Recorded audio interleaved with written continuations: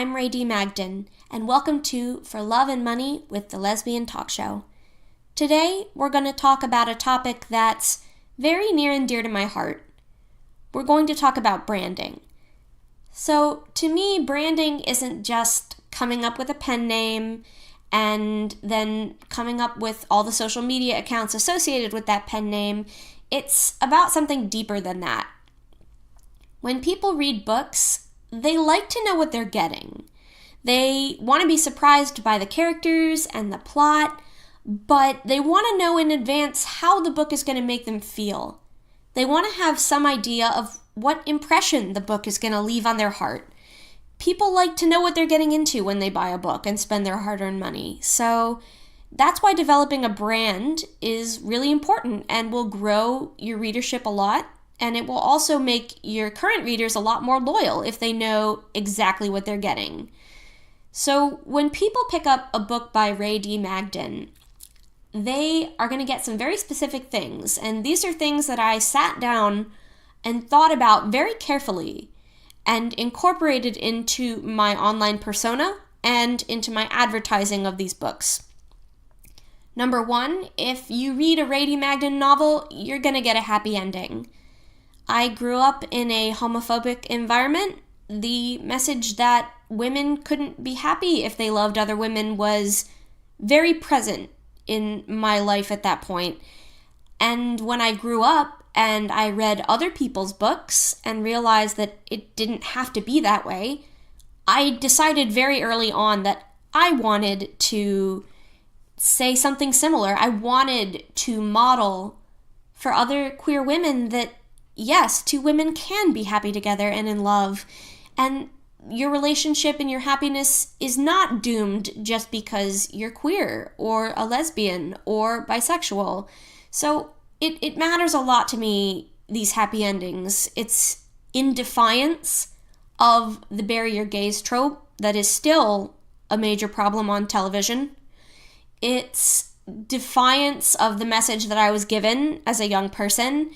And it's a message of hope to all of the readers who deal with internalized homophobia and self-hatred. So that's a very important part of my brand.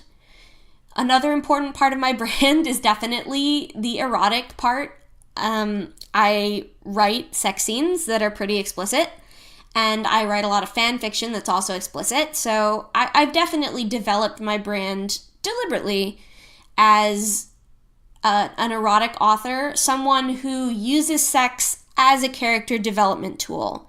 If you read a sex scene from me, you're going to see the characters in the scene go from point A to point B. They're going to take a journey, even if it's a sex scene, they're going to take an emotional journey and have an emotional arc through the scene.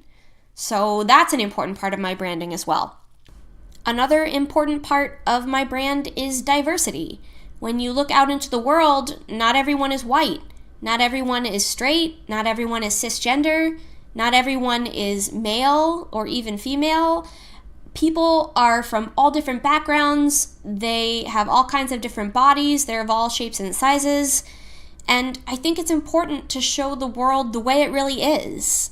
So I don't want to take stories from someone else's culture that are theirs to tell, but I will always have diversity in my works because that's the way our world is, and it's important for me to show that. So once you've had a good think about what's important to you as an author, what you want your brand to be, what you want to say, then it's time to condense it all into a clever little tagline. And for an example, my tagline is Sapphic Stories of Adventure and Hope. And I really like that tagline because the word sapphic implies that there will be lesbians, bi women, queer women, trans women who love women, all kinds of women at the center of the story. And the words adventure and hope speak to overcoming adversity and achieving a happy ending. And that's what my books are about at their heart, is queer women overcoming adversity and claiming a happy ending for themselves. So Sapphic Stories of Adventure and Hope really fits me. Once you have come up with a tagline, then it's time to put it on everything. Put it on Facebook, put it on your blog, put it on your website, put it on your books themselves somewhere in there. In the author bio is a great place to add that. So someone who does a really good job at this is Jay from Ilva Publishing. We had her on the podcast a few weeks ago, and she was a delight, and I hope that we can have her again sometime. But she sends out these emails, right, as part of her newsletter, and every time she does, I see slow burn romance. And that's so perfect. It beautifully encapsulates everything that Jay's books are about. Slow burn romance tacked onto everything. And so she's doing a great job with that. I would also encourage publishers to think about this too. Desert Palm Press, my publisher, is a small independent press. And one of the things that defines them is the way that they embrace the new.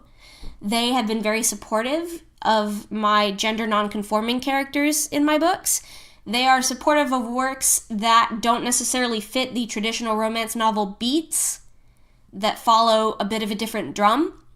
And I think that really helps in terms of defining what matters to Desert Palm Press. And, the other publishing houses definitely do this too. If you buy something from Bold Strokes or Bella Books, then you kind of know what you're going to get. If it has their stamp on it, you can expect certain things. So this was a very important topic for me to talk about. It matters a lot to me. I feel like every time you put something out into the world, you're making a contract with your readers. You're making a deal. You're saying, this is what I can offer you. This is what I'm about. This is what my story can give you. And do you want to read it?